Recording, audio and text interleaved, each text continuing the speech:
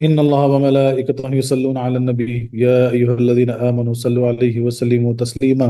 اللهم صل على سيدنا ومولانا محمد وعلى آل سيدنا ومولانا محمد وعلى آله وصحابه وبارك وسلم كثيرا كثيرا. أعوذ بالله من الشيطان الرجيم. بسم الله الرحمن الرحيم. فإن آمنوا بمثل ما آمنتم به فقد اهتدوا وإن تولوا فإنما هم في شقاق فسيكفيكهم الله وهو السميع العليم. صبغة الله ومن أحسن من الله صبغة ونحن له عابدون. صدق اللہ العلی العظیم. بس اگر ایمان لائے وہ ساتھ مثل اس کے کہ ایمان لائے تم ساتھ اس کے توبہ تو بے شک ہدایت پا گئے، اور اگر منہ پھیرے پس اس کے سوا انہیں وہ بیچ مخالفت کے ہیں، بس ان قریب کفایت کرے گا تمہیں ان کے مقابلے میں اللہ، اور وہ سننے والا جاننے والا ہے۔ رنگ اللہ کا اور کون ہے زیادہ اچھا، رنگ اللہ اللہ کے رنگ سے، اور ہم اس کے لیے عبادت کرنے والے ہیں۔ تفسیریں جو لکھا تھا ویسے لکھا تھا کہ پھر اگر وہ بھی یوں ہی ایمان لائے جیسا تم لائے جب تو وہ ہدایت پا گئے، اور اگر منہ پھیرے تو وہ نری ضدی میں ہیں، تو اے محبوب ان قریب اللہ ان کی طرف سے تمہیں کفایت کرے گا، اور وہی ہے سنتا جانتا۔ ہم نے اللہ کی رینی لی، اور اللہ سے بہتر کس کی رینی ہے، اور ہم اسی کو پوچھتے ہیں۔ سبحان اللہ سبحان اللہ سبحان اللہ۔ یعنی پہلی آیت میں جو ہے یہ جو خاص جو مکڑا جو بولا گیا فَسَيَكْفِكُهُمُ اللَّهُ وَهُوَ السَّمِيعُ الْعَلِيمُ، ہاں یہ اس کو ذرا مارک کر کے یاد رکھ لو۔ یہ ایسا کارگر وظیفہ ہے کہ اس کے ورد سے جو ہے نا ہر طرح کے دشمن سے جو ہے نا آپ محفوظ رہ سکتے ہیں، کیونکہ اس کے معنی یہ ہے کہ جو ہے نا اللہ جو ہے نا کافی ہے، اللہ ہمارے لیے کافی ہے، وہی ہے سننے اور جاننے والا۔ فَسَيَكْفِكُهُمُ اللَّهُ وَهُوَ السَّمِيعُ الْعَلِيمُ فَسَيَكْفِكُهُمُ اللَّهُ وَهُوَ السَّمِيعُ الْعَلِيمُ۔ اکثر جو ہے نا یہ وظائف پڑھے جاتے، اثرات وغیرہ سے جو ہے نا لوگوں کو علاج کے لیے، رقیہ وغیرہ کے لیے جو ہے نا یہ کلمہ پڑھا جاتا، تو اس کو مارک کر کے رکھ لو، اور ہمیشہ جو ہے اس کا ورد کیا کرو، کم سے کم روزانہ جو ہے نا 11 مرتبہ 21 مرتبہ اس آیت کو پڑھ لیا کرو۔ فَسَيَكْفِكُهُمُ اللَّهُ وَهُوَ السَّمِيعُ الْعَلِيمُ۔ اس سے جو ہے نا کافی آپ کو جو ہے نا بہت زبردست پازیٹیو انرجی ملتی ہے، اور بہت ساری گندگی جو ہے اس سے دور ہوتی۔ کافی روحانی علاجوں میں بھی جو ہے نا اس آیت کو استعمال کیا جاتا۔ اور دوسری آیت جو ہے صبغۃ اللہ، یعنی اللہ کے رنگ میں رنگے جاؤ۔ تو اللہ کا کون سا رنگ ہے، وہ رنگ کون سا ہے جس میں رنگے جانا ہے؟ سبحان اللہ۔ اور یہاں آیت وہاں ختم نہیں ہو رہی، صبغۃ اللہ کے آگے پھر کیا بات ہو رہی؟ وَمَنْ أَحْسَنُ مِنَ اللَّهِ صِبْغَةً، اللہ سے بہتر رنگ کس کا رنگ ہوگا؟ سبحان اللہ سبحان اللہ۔ تو بہت خاص یعنی یہ نقطہ ہے اس آیت کا بھی۔ چلیے اس کا درس دیکھتے ہیں۔ اس آیت کا پچھلی آیتوں سے چند طرح تعلق ہے۔ پچھلی آیت میں یعقوب علیہ السلام کے اولاد کو ازباط فرما کر ان کی بہت عزت افزائی کی گئی تھی، شاید موجودہ بنی اسرائیل اس پر فخر کرتے، اس لیے اب بتایا جا رہا ہے کہ اگر تم صحیح ایمان لے آؤ تو تم اس بزرگی میں داخل ہو، ورنہ نہیں۔ پچھلی آیتوں سے معلوم ہوا کہ مسلمانوں اور اہل کتاب میں یہ فرق ہے کہ مسلمان تو سارے پیغمبروں پر ایمان لاتے ہیں، اور وہ بعض پر جس کے شاید مسلمان دھوکہ کھاتے ہیں کہ اہل کتاب میں اور ہم میں بہت تھوڑا فرق ہے، اور وہ بھی قریباً ہدایت پر ہی ہیں، ہمارے بھائی ہیں، کیونکہ صرف ایک وہ پیغمبر کے ماننے ہی میں تو اختلاف ہے۔ اس وہم کو دفع کرنے کے لیے اب فرمایا جا رہا ہے کہ جب تک کہ وہ بالکل تمہاری طرح ایمان نہ لائیں تب تک ہدایت پر نہیں، اور نہ تم سے قریب بلکہ بالکل بے دین اور تمہارے دشمن ہیں۔ یعنی کیا بتایا جا رہا ہے کہ ہو سکتا جو ہے نا مسلمانوں کو یہ خیال آئے کہ بھائی چلو اہل کتاب جو ہے وہ بھی ہمارے بھائی ہیں، وہ بھی ایمان والے ہیں، بولے ایک آدھ پیغمبر کا انکار کر رہے باقی تو سب تو مان رہے نا، بولے کہ ایسا نہ ہو، ایسا خیال نہ آئے۔ اس وجہ سے جو ہے نا یہ آیت بالکل سیدھا سیدھا بتایا جا رہا ہے کہ بھائی اگر تم جس طرح سے ایمان لائے اس طرح سے اگر یہ ایمان نہیں لائے تو بالکل ہی ہدایت پر نہیں بلکہ گمراہی پر ہے۔ پچھلی آیت میں ارکان اسلام میں یعنی توحید اور رسالت کا ذکر تھا، باقی ارکان کا ذکر نہ ہوا تھا۔ اب بقیہ تمام ارکان کا ذکر اس آیت میں ہے کہ اے صحابہ، وہ لوگ صرف ان دو باتوں کو ماننے میں کفریت نہ کریں، بلکہ تمہاری طرح تمام ایمانیت، حشر، نشر، دوزخ، جنت، ملائکہ وغیرہ سب پر ایمان لائیں، اور توحید اور رسالت کو بھی تمہاری طرح مانیں۔ فَإِنْ آمَنُوا، اس کا فعل وہی یہود و نصارہ ہے جو ہدایت کو اپنے میں محدود سمجھتے ہوئے تھے، اور جن پر ایمانی باتیں پیش کی گئی تھیں، یعنی اگر یہ لوگ ایمان لے آئیں۔ بِمِثْلِ مَا آمَنْتُمْ بِهِ، یا تو ماں سے ایمان مراد ہے یا دین، یعنی اگر یہ تمہارے ایمان کی طرح ایمان قبول کر لیں یا ان چیزوں پر ایمان لے آئیں جن پر تم لے آئے ہو۔ اس کی زیادہ تحقیق انشاءاللہ اعتراض و جوابات میں آئے گی۔ ہو سکتا ہے کہ آمنو میں تمام جن و انس مراد ہوں، اور آمنتم میں صحابہ کرام سے مخاطب ہو، یعنی تا قیامت جو جو جن و انس اے صحابہ تمہاری طرح کا ایمان لائے وہ ہدایت پر ہوگا، یعنی مجھے، میرے رسولوں کو، میری کتابوں کو اس طرح مانے جیسا تم نے مانا ہے، تب وہ ہدایت پر ہیں، اور اگر سب کچھ مانے مگر تمہاری طرح نہ مانے تو گمراہ کا گمراہ ہے۔ تم تمام جن و انس کے ایمان کی کسوٹی ہو۔ سبحان اللہ سبحان اللہ، یعنی اس آیت میں، یعنی شروع کے یعنی جو یہاں پر جو شروع کے الفاظ جو استعمال ہوئے اس میں یہ کلیئر، یعنی اتنا واضح طور پر بتایا جا رہا ہے کہ بھئی جیسا ایمان تم لائے، جیسا تم میرے اوپر، میرے رسولوں پر، میری کتابوں پر، اور تمہارا جو طریقہ ایمان لانے کا بالکل اسی طرح اگر وہ ایمان لائیں گے تو پھر توحید پر ہے۔ بلکہ وہی نہیں، اب سے قیامت تک جو جن، جو انسان، جو جنات جو ایمان لائیں گے وہ تمہاری طرح لانا ہوگا، تب وہ ایمان پر ہوں گے، ورنہ جو ہے نا پھر وہ گمراہ ہوں گے۔ فَقَدِ اهْتَدَوْا، تو یہ بھی تمہاری طرح ہدایت پا جائیں گے۔ اہتدو افعال میں آ کر یا تو شرکت کے معنی دے رہا ہے یا کمال کے، یعنی تمہارے ساتھ ہدایت میں شریک ہو جائیں یا کامل ہدایت پا لیں گے۔ اس میں ادھر اشارہ ہے کہ ہدایت ان میں محدود تو کیا ہوتی سرے سر ہے ہی نہیں، اگر ایمان قبول کر لیں تو وہ بھی تمہارے ساتھ ہدایت میں شریک ہوں گے، نیز یہ ہوگا کہ تم پرانے مومن ہونے کی وجہ سے ان سے افضل رہو، اور یہ نو مسلم ہونے کی وجہ سے تم سے گھٹیا، بلکہ کلمہ پڑھتے ہی تمہاری طرح کامل مومن ہوں گے۔ یعنی یہاں پہ اور ایک نقطہ یہ بولا جا رہا ہے کہ کامل ایمان جب لائیں گے تو جیسے ایمان لائے، ایسا نہیں ہوگا کہ بھئی جو پہلے ایمان لا لیے وہ سینئر ہیں اور بعد میں جو ایمان لائے بولے وہ جونیئر ہیں، بولے یہ ان کا رتبہ ان سے کم، ان کا رتبہ ان سے زیادہ، ایسا نہیں ہے۔ جیسے ایمان لائیں گے بالکل ایسے ہو جائیں گے تمہاری جماعت کی طرح، جیسے تم سے جیسا ایمان لائے، تمہاری جیسا ایمان لا لیں گے تو بالکل تمہاری جماعت کے جیسے ہو جائیں گے، اس میں کوئی بڑا چھوٹا نہیں رہے گا واقعی۔ وَإِن تَوَلَّوْا، یہ ولیون سے بنا ہے جس کے معنی ہے قریب ہونا، باب تفعل میں آ کر سلب قریب یعنی دور ہونے کے معنی بنے، چونکہ یعنی پیٹ پھیر کر جانے والا دور ہو جاتا ہے، اس لیے طولہ کے معنی منہ پھیرنا یا پیٹ پھیرنا کیے جاتے ہیں۔ پھر نہ ماننے کو بھی طولہ اس لیے کہا جاتا ہے کہ وہ ہماری رائے سے دور ہو گیا، یعنی اگر تمہاری ساری باتیں مان لیں مگر ایک عقیدے سے بھی منہ موڑ لیں، یا سب کچھ مان کر تمہاری مشابہت سے منہ موڑ لیں تو وہ ہدایت پر نہیں اور نہ وہ تمہارے دوست ہیں۔ یعنی یہ کیا بولا جا رہا ہے کہ یعنی تھوڑا سا کمپلیکیٹڈ لیکن سمجھا، اس کو سمجھنے کے لیے نقطہ سمجھیے آپ کہ بھئی اگر سمجھو پورا ایمان لا لیے لیکن پھر بھی جو ہے نا تمہاری طرح تمہارے ساتھ پیش نہیں آئیں گے، تمہاری طرح اس کو قبول نہیں کریں گے تو ہدایت پر نہیں۔ بولے سارے احکام مان لیے اور ایک آدھ احکام اس کا بھی انکار کریں گے پھر بھی وہ ہدایت پر نہیں۔ تو پتہ کیا چلا کہ اصحاب یعنی رسول اللہ صلی اللہ علیہ وسلم کے جو صحابی ہیں، قرآن ان کے ایمان کو کسوٹی بنا دیا۔ اب قیامت تک جتنے ایمان لائیں گے ان کی طرح ایمان لانا ہوگا، ان کی طرح جو ہے نا ہر چیز پہ عمل کرنا ہوگا، تب وہ ہدایت پر ہے۔ اور ایک بھی چیز سے اگر وہ گمراہ ہیں، اگر ہٹ جائیں گے تو پھر وہ ایمان پر نہیں۔ اللہ اکبر اللہ اکبر سبحان اللہ۔ تو دیکھو عاشقوں کی جو نا یہ معاملہ ہوتا، ان کی ایسی کسوٹی بن جاتی، کیونکہ صحابہ کرام کون تھے؟ عاشق رسول تھے۔ سبحان اللہ سبحان اللہ۔ تو قرآن نے جو ان کو جو نا ان کا ایمان، ان کے جو معاملات اس کو کسوٹی بنا دی، بولے بالکل تمہاری طرح ایمان لانا ہوگا تب وہ ہدایت یافتہ، ورنہ وہ گمراہ۔ تولو کی 5 صورتیں ہیں۔ اب تولو کی 5 صورتیں، ایک مسلمانوں کے عقائدے سے علیحدہ ہو جائیں، یعنی مسلمان کا جو عقائدہ ہے اس سے علیحدہ ہو جائیں، دور ہو جائیں، مسلمانوں کے اعمال سے ہٹ جائیں، یا پھر جو ہے نا عقائد جو ہے نا ٹھیک ہے لیکن اعمال سے ہٹ گئے، جس کام کو مسلمان اچھا اور کار ثواب جانتے ہوں اسے یہ حرام یا شرک کہنے لگیں، یا صحابہ کرام کے عقائد سے علیحدگی اختیار کریں، یہ چوتھا۔ 5واں، یا سنت صحابہ کو برا جانیں یا خود صحابہ کرام سے بغض رکھیں، یہ سب شیطانی ڈرے میں چلے جائیں گے، یہ سب شیطانی ڈھیر میں چلے جائیں گے۔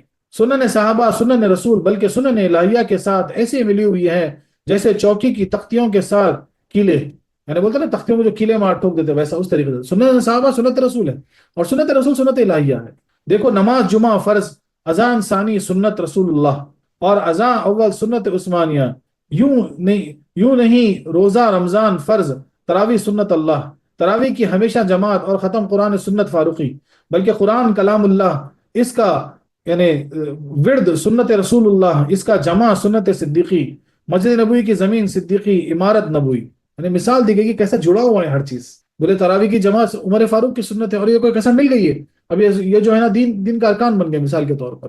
اسی طریقے سے جو ہے نا بولے ہر وہ چیز، یعنی اب جمعے کا جو خطبہ ہوتا، نماز جو بعد میں جو اذان ہوتی وہ ثانی وہ سنت رسول ہے، لیکن اب وہ احکام بن گئے مثال کے طور پر۔ تو اس طریقے سے جڑی ہوئی ہے۔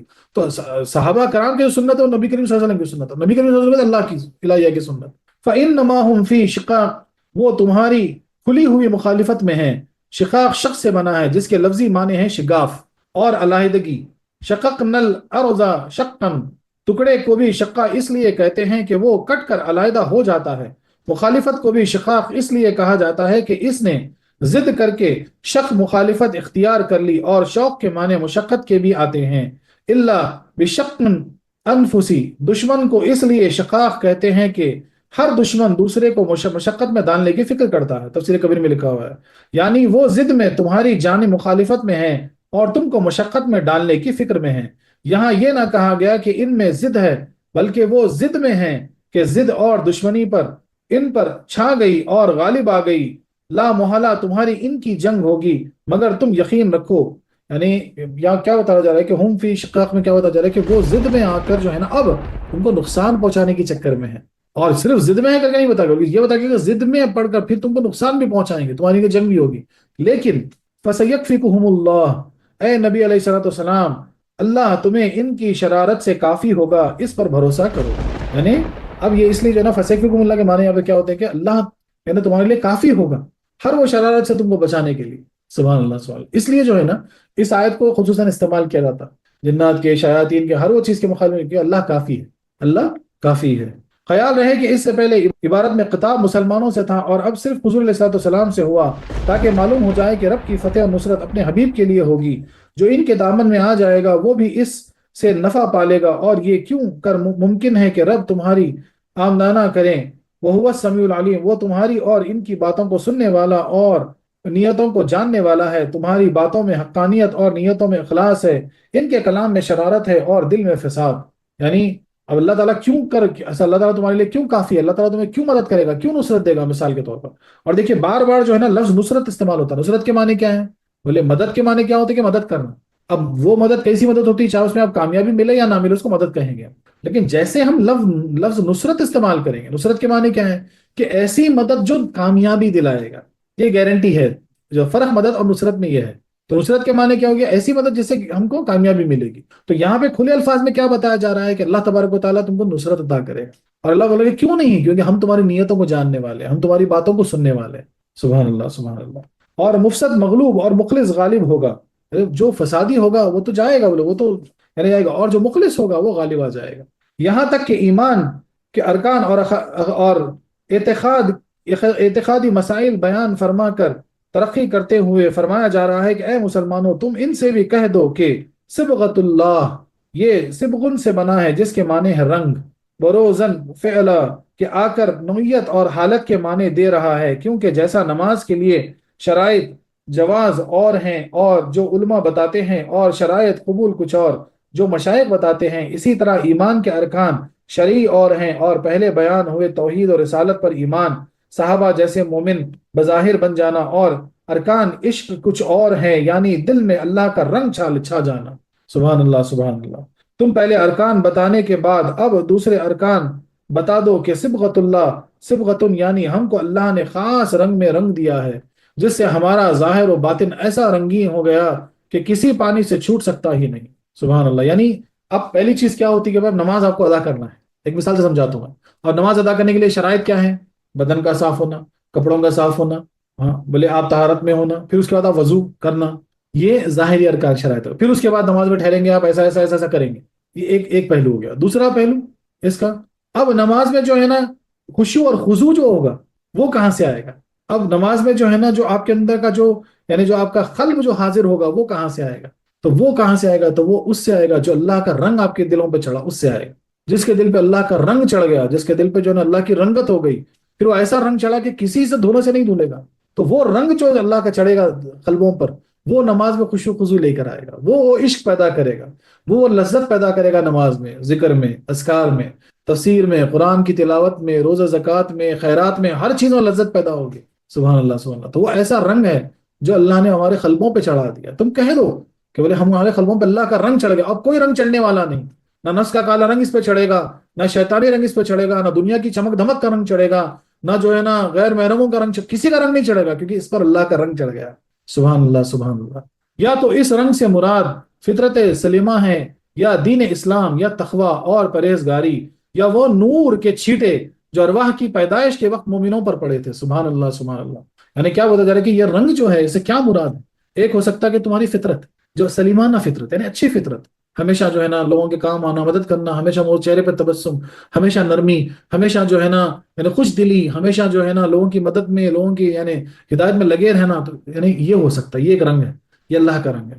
دوسرا، یا دین اسلام یا تقوی، بولے یا دین اسلام پہ ایسے ایسے گامزن ہو گئے ہیں کہ سب چھوڑ دیے، پھر ایسا تقوی و طہارت اپنے اندر یعنی ایسی پرہیزگاری جو ہے نا اپنے اندر بن گئی کہ بات کچھ اور، لوگ بولتے واہ کیا پرہیزگار، کیا تقوی والا ہے، بولے گناہ کبیروں سے بچ رہے، حرام سے بچ رہے، ہر وہ گندگی سے اپنے آپ کو بچا کے رکھ لے۔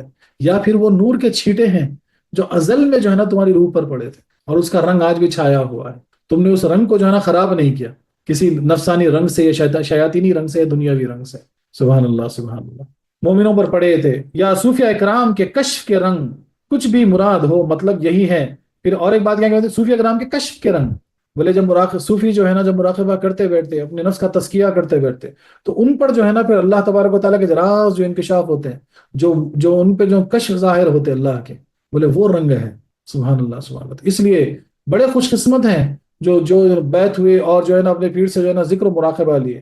اور کئیوں نے تجربہ کیا، مراقبے میں جب بیٹھتے تو وہ اندھیرا ہٹ کے فوری جو ہے نا کبھی کچھ نور نظر آ جاتا، کبھی کچھ اور نظر آتا، کبھی کچھ اور، وہ کیا ہے؟ اللہ کے رنگ ہے جو تمہارے قلب پہ رنگے جا رہے ہیں۔ یہ گواہی ہے، اور قرآن آج اس کی جو ہے نا گواہی دے رہا۔ سبحان اللہ سبحان اللہ، تو مراقبہ وہ چیز ہے، اور خوش قسمت ہے جن کو یہ چیز ملی اور جو پابندی سے کرتے ہیں۔ سبحان اللہ سبحان اللہ، کچھ بھی مراد ہو مطلب یہی ہے کہ اللہ کے خاص رنگ میں رنگے ہوئے ہیں۔ خیال رہے کہ جیسے عالم اجسام میں بعض رنگوں سے کپڑے رنگے جاتے ہیں، بعض سے لکڑی لوہا وغیرہ، ایسے ہی عالم ارواح میں بعض رنگوں سے دماغ و خیالات رنگے ہوئے ہیں۔ یعنی کیا مثال دی جا رہی ہے کہ جس طرح سے ہم اپنے کپڑوں کو رنگ کرتے اس دنیا میں، عالم اجسام یعنی یہ ہمارا جسم والا عالم دنیا، جہاں پر جو ہے نا ہم کپڑوں کو رنگ دیتے، کبھی لوہے کو رنگ دیتے، کبھی لکڑی کو رنگ دیتے، مثال کے طور پر گھروں میں کرتے نا، دروازے وغیرہ پہ، لوہوں پہ، ہر چیز پہ رنگ دیتے مثال کے۔ یہ رنگ تو یہ دنیاوی رنگ ہے جو اڑ جائے گا، کوئی اس کو زنگ کھا جائے گا یا کبھی پھیکا پڑ جائے گا، لیکن رنگ عالم ارواح کے کچھ خاص رنگ ہیں جو روحوں پر رنگے جاتے، جو کبھی نہ پھیکے پڑتے، نہ کبھی اس کو زنگ پکڑتے۔ بس اتنا ہے کہ جو ہے نا اگر نفسانیت اور شیطانیت دنیا میں کھو گئے تو پھر وہ رنگ پہ جو ہے نا دھول جم جاتی، اس کا گند و غبار، نفس کا شیطان کا گند و غبار چڑھ جاتا، اور نفس کا رنگ اگر چڑھ گیا، شیاطینی کا جو ہے نا اگر رنگ چڑھ گیا کالا اس کے اوپر، تو پھر وہ رنگ جو ہے نا وہ رنگ پھر نہیں رہتا باقی، پھر اللہ کا رنگ صبغت اللہ جا کے جو ہے نا صبغت نفس ہو جاتا پھر۔ اللہ محفوظ رکھے۔ بعض سے عقل، بعض سے دل، بولے کسی کے عقل پہ کسی کے دل پہ وہ رنگ چڑھ جاتے۔ ایمان، تقوی، عشق الہی دل کے رنگ ہیں۔ ایمان، تقوی اور سب سے بڑا عشق، یہ الہیہ کے رنگ ہیں، جن کو ملا وہ خوش قسمت ہے، وہ بہت خوش قسمت ہے، چاہے دنیا کی دولت نہ ملی ہو، چاہے عیش و آرام نہ ملا ہو، چاہے منزل و مقام نہ ملا ہو، لیکن جس کے پاس یہ دولت ہے اس کے پاس وہ اللہ کا دیا ہوا رنگ ہے جو انمول ہے۔ سبحان اللہ سبحان اللہ، انہیں تو یعنی ایمان، تقوی، عشق الہی دل کے رنگ ہیں، انہیں کو صبغت اللہ کہا جاتا ہے، چونکہ دل اللہ کا گھر ہے، اس لیے اس دل کے رنگ کو اللہ کا رنگ کہا گیا۔ اس کی پالش نیک اعمال ہے، یعنی اس کی پالش یعنی اس کو چمکانا ہے تو نیک اعمال ہے، وہ رنگ چمکتا جائے گا۔ اور اس رنگ کی کاٹ تکبر اور بے صبری ہے۔ اللہ اکبر۔ اب اس رنگ کی جو کاٹ ہے نا وہ کیا ہے؟ تکبر اور بے صبری، یعنی کوئی چیز آپ چاہ رہے نہیں مل رہی، اب وہاں بے صبری پیدا ہو جا رہی ہے تو اس رنگ کو کاٹنے لگتی۔ اللہ اکبر اللہ اکبر۔ تو تکبر ایک ایسی بری چیز ہے، ایسی بری بیماری ہے جو بہت ساری روحانی بیماریوں کی جڑ ہے۔ ہم اب تک کئی آیتوں میں پڑھ لیے اس کا، تکبر سے یہ ہوتا، تکبر سے ہوتا، یعنی تکبر بہت بڑی چیز ہے، یاد رکھو میری بات، بہت ساری روحانی بیماریوں کا جو بیماریوں کی جڑ ہے۔ اور یہاں پر اللہ کے رنگ کو جو تمہارے قلبوں سے رنگت کو اتار دیتی وہ چیز کیا ہے؟ تو وہ تکبر ہے اور وہ بے صبری ہے۔ اس لیے جو ہے نا صبر کرنا سیکھو، اللہ کا شکر کرنا سیکھو، کوئی بات نہیں، تھوڑا وقت لگ رہا خیر ہے تمہارے لیے، بس اس کو جاننا، اس کو ایکسیپٹ کرنا ہے، وہ دل سے ایکسیپٹ کرنا ہے، اور نیک اعمال سے اپنی جو ہے نا اللہ کے رنگ کو جو ہے نا پالش کرتے رہنا، چمکاتے رہنا ہے۔ سبحان اللہ سبحان اللہ۔ ومن احسن من اللہ صبغا، یہ تو بتاؤ کہ اللہ کے رنگ سے بڑھ کر کس کا رنگ ہے کہ دنیاوی رنگ پرانے ہو کر پھیکے پڑ جاتے ہیں اور ڈھل کر یا دوسرے رنگ کے غلبے سے چھوٹ جاتے ہیں، اس کا رنگ ایسا ہے کہ نہ پھیکا پڑے گا اور نہ چھوٹے گا۔ سبحان اللہ سبحان اللہ۔ دیکھ لو چہرہ اور پتھروں کے رنگ کیسے پختہ ہوتے ہیں، اور پھر ہم اس رنگ پر ہی نہیں پھولتے بلکہ اس کی جلا کے لیے وَنَحْنُ لَهُ عَابِدُونَ، ہم اس اللہ کے لیے یا اس رنگ کے لیے بغیر کسی دوسری لالچ کے رب کی عبادت کرتے رہتے ہیں۔ ہر وہ رنگ ختم ہو جائے گا لیکن جو باقی رہے گا وہ اللہ کا رنگ باقی رہے گا۔ اور بولے دیکھ لو، مثال سمجھنے تو بولے چہروں کو دیکھ لو۔ سبحان اللہ سبحان اللہ، جو چہروں پہ جو نور ظاہر ہوتا، چہرے سے چمک ظاہر ہوتی، بولے وہ کیا ہے؟ وہ اللہ کا رنگ ہے، وہ اللہ کی رنگت ہے۔ سبحان اللہ سبحان اللہ۔ بولے دیکھ لو پتھروں کو دیکھ لو، بولے کئی ایسے پتھرے مطلب کئی دیکھ لو ہیرے جواہرات دیکھ لو، سیمی پریشس اسٹون دیکھ لو، جو چمک اس کے اندر موجود ہے، عام پتھر کو دیکھ لو، اس کے اندر جو ایک یعنی کشش جو موجود ہے، اللہ کے رنگ کی کشش ہے، سبحان اللہ سبحان اللہ۔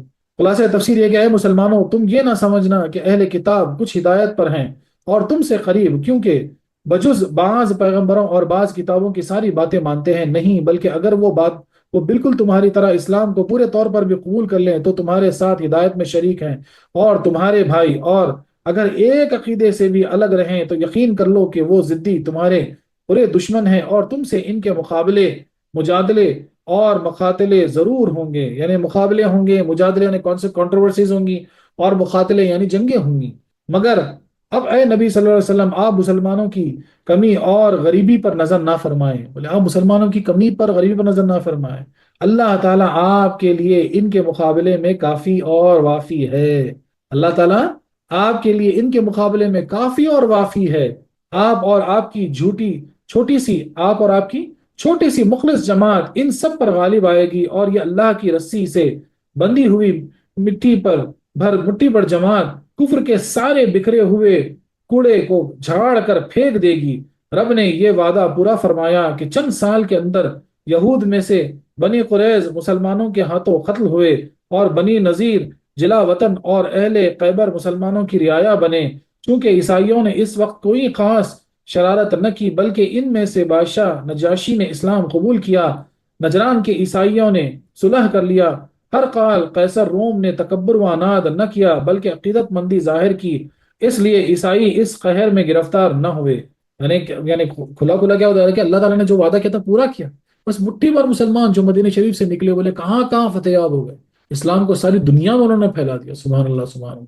تو یہ آیت جو ہے فَسَيَكْفِيكُهُمُ اللَّهُ وَهُوَ السَّمِيعُ الْعَلِيمُ، اتنی پاورفل چیز ہے کہ اس پر پورا ایمان لا کے تم پڑھو گے نا تو ہر مصیبت میں، ہر مشکل میں جو ہے نا کام آئے گی، ہر وہ چیز دور ہو جائے گی، چاہے وہ شیطانی مسئلہ ہو، چاہے دنیاوی مسئلہ ہو، چاہے کافر کا مسئلہ ہو، چاہے جو ہے نا مال کا مسئلہ ہو، چاہے بیماری کا جو بھی ہے، بس یعنی پورے کھلے ایمان سے بولنا فَسَيَكْفِيكُهُمُ اللَّهُ وَهُوَ السَّمِيعُ الْعَلِيمُ، میرے لیے اللہ کافی اور وافی ہے، سبحان اللہ سبحان اللہ۔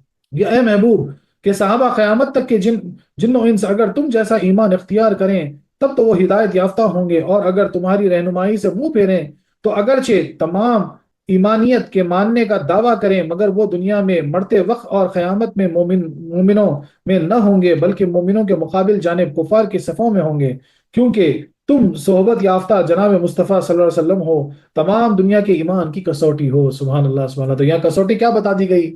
صحبت مصطفیٰ صلی اللہ علیہ وسلم، بولے تم کو جو صحبت ملی، بولے اب بس یہ کسوٹی بن گئی، قیامت تک جن کو ایمان لانا ہے وہ تمہاری طرح لانا ہے، قیامت تک جن کو اپنی عقائد اور ایمان کی دلیل دینا تمہاری طرح دینا، سبحان اللہ سبحان اللہ، کیا پیاری بات، واہ واہ واہ واہ۔ خیال رہے کہ مومن و کافر دنیا میں اگرچہ ایک گھر میں ہی رہتے ہوں مگر الگ ہیں، بولے دنیا میں اگر مسلمان اور کافر ایک گھر میں بھی رہتے ہوں تب بھی وہ الگ ہیں، اللہ اکبر، اور دو مومن اگرچہ مشرق و مغرب میں ہوں مگر ساتھ ہیں، اسی طرح اگر مومن و کافر ایک ہی قبر میں دفن ہوں مگر الگ ہیں، دو مومن اگرچہ مشرق و مغرب میں دفن ہوں گے ساتھ ہیں۔ یعنی کیا مثال دی جا رہی پیاری یہاں پر کہ بولے ایک کافر اور مسلمان ایک گھر میں رہ رہے ہوں مگر وہ دور ہیں، وہ ساتھ نہیں ہیں، بولے اور ایک مسلمان مشرق میں رہ رہا ایک مغرب میں رہ رہا تب بھی وہ ساتھ ہے، بولے ایک خبر میں ایک گڑھے میں جو ہے نا مسلمان کو دفن کیا گیا، پھر وہاں کوئی کافر کو بھی کر دیا جا رہا مثال کے طور تب بھی وہ دور ہیں، ساتھ نہیں ہیں، اور ایک مسلمان کو مشرق میں دفن کیا گیا ایک کو مغرب میں، لیکن وہ ساتھ ہیں۔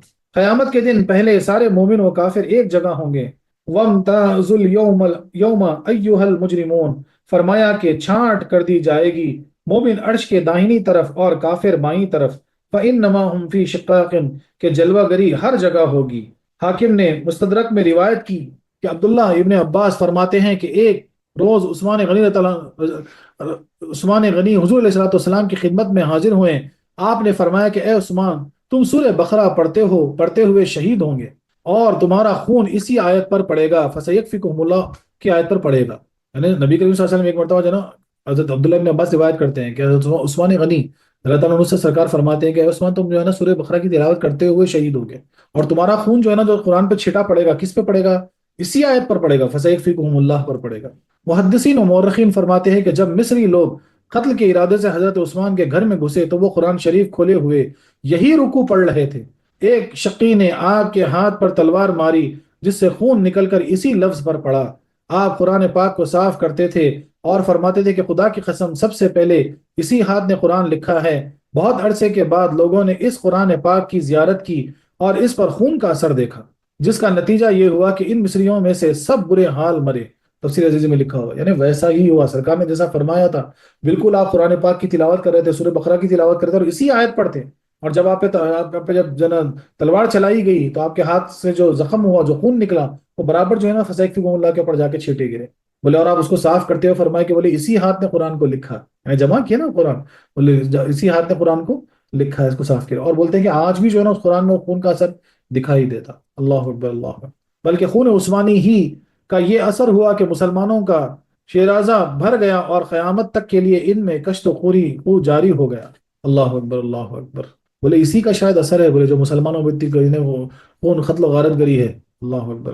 اب ہم پھر تفسیر کی طرف آتے ہیں۔ عیسائی اپنے بچوں کو پیدائش کے 7ویں سال اور دوسروں کو عیسائی بناتے وقت زرد پانی کے حوض میں غوطہ دیتے ہیں، جس کا نام یعنی بیپٹزم رکھتے ہیں اور کہتے ہیں کہ یہ اب عیسائی بنا۔ بولتے ہیں نا عیسائیوں میں اکثر ہوتا ہے کہ 7ویں سال بچے کو جو ہے نا ایک حوض میں ڈبایا جاتا، اور کسی کو اگر کرسچن بنانا ہے مثال کے طور پر تو اس کو ایک حوض میں ڈباتے پانی میں خاص، بولتے کہ تم جو ہے نا ان کے جیسے ہو گئے، اور عیسائیت کے رنگ میں رنگ گیا، اور بولتے کہ عیسائیت کے رنگ میں رنگ گیا۔ اور وہ سمجھتے تھے کہ اس پانی میں عیسیٰ علیہ السلام کے غسل کا پانی ملا ہوا ہے۔ جگہ جگہ حوضوں میں وہ پانی ملا دیا گیا تھا۔ اس پانی کا نام مائع معمود یہ تھا، مواد معمودیہ تھا، اور سنا گیا ہے کہ اب بھی عیسائی بناتے وقت اس پر پانی یعنی چھڑکتے ہیں یا پادری کے بدن کا دھون ڈالتے ہیں۔ رب تعالیٰ ان کی تردید میں فرماتا ہے کہ اس رنگ سے کیا ہوا جس سے فقط 2-4 دن کے لیے جسم رنگین ہو گیا اور بعد میں کچھ نہ رہا۔ یعنی اس کی مثال دے کے کیا فرماتے ہیں کہ بولے یہ جو بیپٹزم کرنا ہے، یہ جو غوطہ لگانا ہے، بولے تم جو بھی غوطہ لگا رہے بولے اس کے اندر جو ہے نا ان کے پادریوں کا دھلا ہوا پانی بھی ہے، عیسیٰ علیہ السلام کا بولتے غسل کا پانی ملا ہے اس میں، بولتے بولے جو بھی ہے وہ جو رنگ چڑھتا بولے بس 2-4 دن کا پھر اتر جاتا، ختم۔ مسلمانوں تم کہہ دو ہمیں اللہ نے دین کے رنگ میں ایسا رنگا ہے کہ ہمارا ظاہر و باطن ہمیشہ کے لیے رنگا گیا، کہ دل و دماغ رب کے متوالے بن گئے۔ بولے ایسا رنگ دیا کہ دل و دماغ رب کے متوالے بن گئے، ہاتھ اس کے آگے بند گئے، بولے ہمارے ہاتھ اس کے آگے بند گئے، سر سے پاؤں تک وضع خطا شکل و صورت لباس سب مسلمانوں کی طرح ہو گیا۔ اخلاق و آداب، چال چلن، رنگ ڈھنگ، ان سب میں کسی اور ہی محبوب کا جلوہ نظر آنے لگا، اور پھر شریعت نے اس رنگ پر عبادت کی پالش کر دی اور ہمیں عابد بنا دیا۔ سبحان اللہ سبحان اللہ۔ بولے اللہ نے ہم کو ایسے رنگ میں رنگ دیا، بولے ایمان کے رنگ میں، بولے اب جو ہے نا سر سے لے کے پاؤں تک، ظاہر سے باطن تک، ہر چیز میں اس کا رنگ آ گیا۔ بولے جب اللہ اکبر کی صدائیں بلند ہوتی بولے ہم جو کچھ کر رہے سب چھوڑ دیتے، بولے اور ہاتھ باندھ کے رب کی بارگاہ میں ٹھہر جاتے، بولے ایسا رنگ چڑھ گیا ہم پر، بولے اب کوئی رنگ کی ضرورت نہیں ہے، بولے ہم تو ہم رنگین ہو گئے، اللہ کے رنگ میں ایسے رنگین ہو گئے۔ سبحان اللہ سبحان اللہ۔ ہماری چال ڈھال بدل گئی، غیر محرم کو دیکھے تو آنکھ نیچے کر لیتے ہیں، بولے چاہے اندر سے کچھ کتنا بھی تکلیف ہو جائے بس چہرے پہ مسکراہٹ لاتے ہیں کہ وہ سنت مصطفیٰ ہے۔ بولے ایسا اپنے محبوب کے رنگ میں رنگ گئے کہ بات کچھ اور ہو گئی، بولے اب ہم کو کوئی نہ رنگ کی ضرورت نہیں۔ سبحان اللہ سبحان اللہ۔ خیال رہے کہ دنیا کے سارے رنگ کچھ اور نہ کافی ہیں، ظاہری رنگ فقط کھال پر اور فلسفے کا رنگ فقط عقل پر، یعنی ظاہری رنگ تو کھال پر ہوتا صرف، اور فلسفے کا رنگ جو ہے نا عقل پر ہوتا، یعنی لاجک، اور بدعات اور ناجائز رسموں کا رنگ فقط وہم پر، بولے وہم سے کرتے بس، بولے ایسا کرنا شاید ایسا کرتے ایسا نہیں ہوتا، بولے یہ کر لو ایسا نہیں ہوتا۔ منسوخ دینوں کا رنگ فقط عادت پر، بولے جو دین منسوخ ہو گئے وہ کیا تمہاری عادت بنا کے رکھے نا اس لیے تم کر رہے ہیں۔ دنیاوی محبت کا رنگ فقط شہوت پر، بولے دنیاوی محبت کا رنگ جو ہے نا فقط شہوت پر ہے اور کچھ نہیں۔ حکومت کا رنگ مال پر یا غضب پر، اور پھر یہ سارے رنگ جلد جلد مٹنے والے ہیں، بولے یہ سارے رنگ مٹ جائیں گے، کوئی باقی نہیں رہے گا۔ اللہ کا رنگ وہ رنگ ہے جو ظاہر و باطن سب پر چڑھ جائے اور کبھی نہ چھوٹے۔ اللہ ان رنگے ہوئے محبوبوں کے طفیل ہمیں بھی رنگ دے، آمین آمین یا رب العالمین، آمین۔ سبحان اللہ سبحان اللہ سبحان اللہ۔ کیا پیاری بات، واہ واہ واہ۔ بولے یہ سب رنگ چھوٹ جائیں گے، دنیا کا رنگ چھوٹ جائے گا، حکومت کا رنگ چھوٹ جائے گا، غضب کا رنگ چھوٹ جائے گا، یعنی منصب کا رنگ چھوٹ جائے گا، دولت کا رنگ چھوٹ جائے گا، شہوت کا رنگ چھوٹ جائے گا، یعنی جتنی تم یعنی خواہشات کا رنگ چھوٹ جائے گا، ہر وہ چیز کا رنگ چھوٹ جائے گا۔ رنگ جو باقی رہے گا وہ صرف اللہ کا رنگ باقی رہے گا۔ سبحان اللہ سبحان اللہ۔ تو اگر کوئی باقی رنگ اگر آپ چلانا چاہتے ہو تو اللہ کی رنگت ہے۔ سبحان اللہ سبحان اللہ۔ اس آیت سے چند فائدے حاصل ہوئے۔ مومن بننے کے لیے سارے عقائد کا ماننا ضروری ہے، ایک عقیدے کا بھی منکر ویسے ہی پورا کافر ہے جیسے سارے عقائدوں کا منکر۔ لہٰذا جو لوگ قادیانوں یا دیوبندیوں یا دیگر مرتدینوں کو اپنا بھائی سمجھتے ہیں اور انہیں اسلام سے قریب جانتے ہیں وہ سخت غلطی پر ہیں۔ بولے ایک عقیدہ، ایک عقائد ہو یا 100 عقائد، وہ کافر ہی ہے۔ ایک عقائد کا بھی منکر اگر ہے تو وہ کافر ہے۔ ہر کافر مسلمانوں کا پورا دشمن ہے، ہر کافر مسلمانوں کا پورا دشمن ہے، ان سے دوستی کی امید غلطی ہے، قرآن مجید کی ساری خبریں سچی ہیں۔ اس نے فرمایا فَإِنَّمَا هُمْ فِي شِقَاقٍ، جب قرآن بول دیا تو بات ختم ہے نا، وہ کبھی ہمارے دوست نہیں ہو سکتے۔ فتح و نصرت اور غلبہ رب تعالیٰ سے ملے گا، نہ کہ سب کو راضی کرنے کے لیے رب تعالیٰ کو ناراض نہ کرو، بلکہ خود صحیح مسلمان بنو اور اللہ اور رسول کے مخلص فرما بردار بندے۔ اپنی جماعت بڑھانے کے لیے بے دینوں کو اپنے میں نہ ملاؤ، عطر بڑھانے کے لیے اس میں پیشاب مت ڈالو، کیونکہ اس سے عطر فنا ہو جائے گا۔ یعنی کیا بولا جا رہا ہے کہ بھائی اب دیکھو ہم کیا کرتے ہیں، ہمیشہ ہماری سوچ کیسی چلتی کہ فلانا کام ہونا ہے، بولے اس کو بس وہ مان جائے ہمارا کام ہو جائے گا، بولے اس کو منا لیں گے اپنا کام ہو جائے گا۔ یہ غلط سوچ ہے، غلط سوچ ہے، باطل سوچ ہے، باطل سوچ۔ ارے ہر وہ چیز میں تم اللہ کو مناؤ، سب مان جائیں گے، اللہ تعالیٰ خود تمہارا کام کر دے گا۔ اللہ تعالیٰ ہمارے لیے کافی اور وافی ہے۔ فَسَيَكْفِكُهُمُ اللَّهُ وَهُوَ السَّمِيعُ الْعَلِيمُ، ختم ہو گئی بات۔ تو ہر وہ چیز کے لیے اللہ کو مناؤ، دنیاوی خوف ہو رہا، ڈر ہو رہا، اللہ کو مناؤ۔ کافروں کا خوف اور ڈر ہو رہا، اللہ کو مناؤ۔ بولے دنیاوی معاملات میں جو ہے نا کوئی معاملات نہیں بن رہے، اللہ کو مناؤ۔ کوئی مسئلہ درپیش ہو رہا، اللہ کو مناؤ۔ بیماری ہو رہی، اللہ کو مناؤ۔ ہر وہ چیز میں کوئی کام نہیں بن رہا، اللہ کو مناؤ۔ مصیبت میں ہے، اللہ کو مناؤ۔ تم صرف اللہ کو کہو کہ تو کافی ہے، فَسَيَكْفِكُهُمُ اللَّهُ، بس وہ کافی ہے تمہارے لیے۔ یقیناً مسلمانوں کا اللہ کافی، مگر حضور علیہ الصلوۃ والسلام کے طفیل اسی لیے فرمایا گیا فَسَيَكْفِكُهُمُ اللَّهُ، لیکن طفیل نبی کریم صلی اللہ علیہ وسلم کی وجہ سے، اس کو ہمیشہ ذہن میں رکھو، ورنہ یہاں سے پھر گئے نا تو پھر جائیں گے۔ بولا اللہ ہمارے لیے کافی ہے اس وجہ سے کہ نبی کریم صلی اللہ علیہ وسلم کے طفیل سے۔ بغیر صفائی باطن ظاہری زینت بیکار ہے، اور بغیر ظاہری صفائی کے باطنی صفائی ناقص۔ بولے بغیر اگر جو ہے نا باطنی صفائی اگر نہیں کرو گے، ظاہر میں کتنے بھی اچھے بن کے بیٹھ جاؤ، کچھ حاصل نہیں۔ اور بولے اگر باطنی صفائی موجود ہے اور ظاہری نہیں تو پھر وہ باطنی صفائی ناقص ہو جائے گی۔ کامل وہی ہے جس کی سیرت و صورت دونوں اسلامی رنگ میں رنگے ہوں۔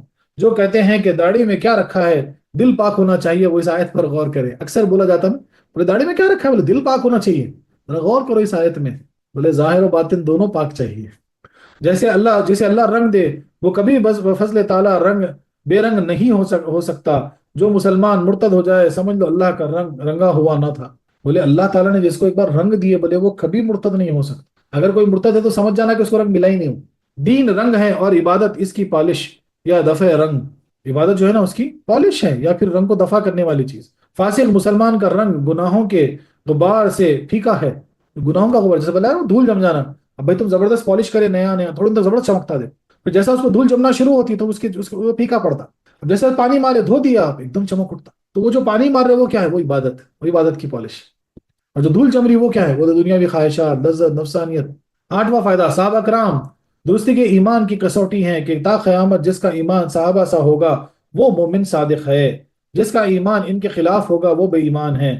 اس آیت کی تفسیر وہ حدیث ہے کہ فرمایا میری امت کے 73 فرقے ہوں گے، ایک کے سوا سارے دوزخی ہوں گے۔ غرض کیا کہا گیا حضور صلی اللہ علیہ وسلم، حضور وہ فرقہ کون سا ہے؟ فرمایا ما انا علیہ اصحابی۔ دیکھو یہاں رب نے فرمایا اے صحابہ اگر وہ تمہارا سارا ایمان لائیں تو ہدایت پائیں گے۔ نیز حضور نے فرمایا میرے صحابہ تارے ہیں، تم جس کی پیروی کرو لوہیت پاؤ گے۔ سبحان اللہ سبحان اللہ۔ بولے بس نبی کے وسلم اشارہ دے دیے، بولے کوئی بھی صحابی کی پیروی کر لو، بولے کامیاب ہو جاؤ۔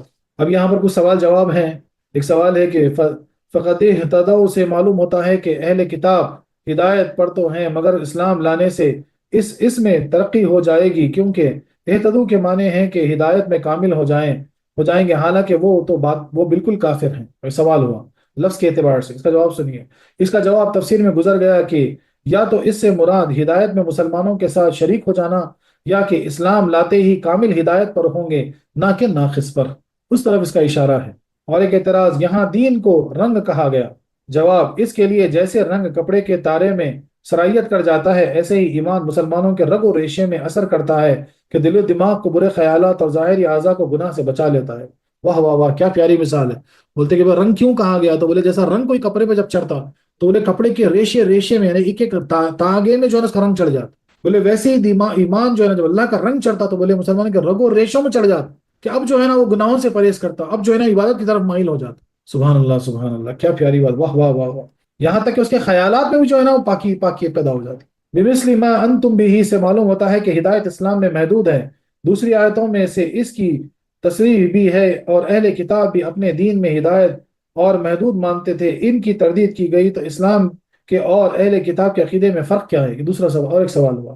اس کا جواب سنیے، چند فرق ہیں۔ ایک یہ کہ اہل کتاب میں نفسانیت ہے اور اسلام میں للہیت۔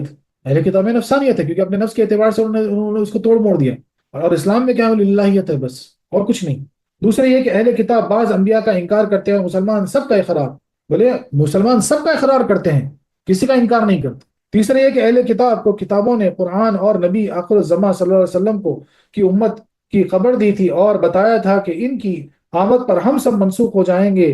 اسلام کی کتاب یعنی قرآن ان کی تصدیق کرتے ہوئے اب دروازے نبوت کے بند ہونے کی خبر دی، لہٰذا اہل کتاب کا اپنے میں ہدایت کو محدود ماننا غلط ہے، اور اسلام کا یہ دعویٰ کہ صرف قرآن ہی ہدایت ہے صحیح ہے۔ اس کا مطلب یہ ہوا کہ نفسانیت میں ہدایت نہیں، للہیت میں ہے، انبیاء کرام کے انکار میں ہدایت نہیں، ان کے ماننے میں رب تعالیٰ کی مخالفت میں ہدایت نہیں، اس کی اطاعت میں ہے، کوئی اندھا اس کا انکار ہی کرے گا۔ یعنی کیا بولا جا رہا ہے کہ بھئی اب توریت ہو انجیل ہو، اس میں بتا دیا گیا تھا کہ قرآن آئے گا، ایک آخری پیغمبر آئیں گے، کتاب لائیں گے، تب جو ہے نا یہ سب منسوخ ہو جائیں گے، اس کو تم کو ماننا ہے، جس کو انہوں نے بدل دیا۔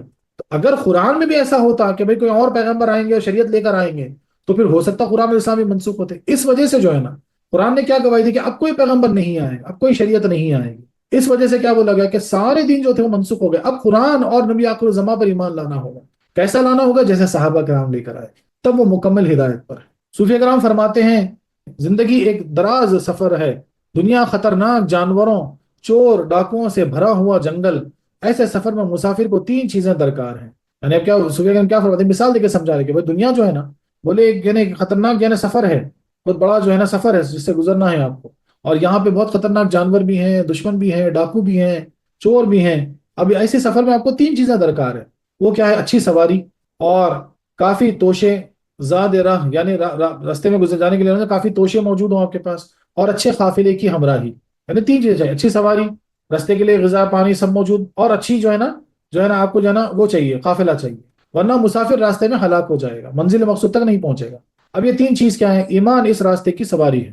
ایمان کیا ہے؟ اس راستے کی سواری ہے۔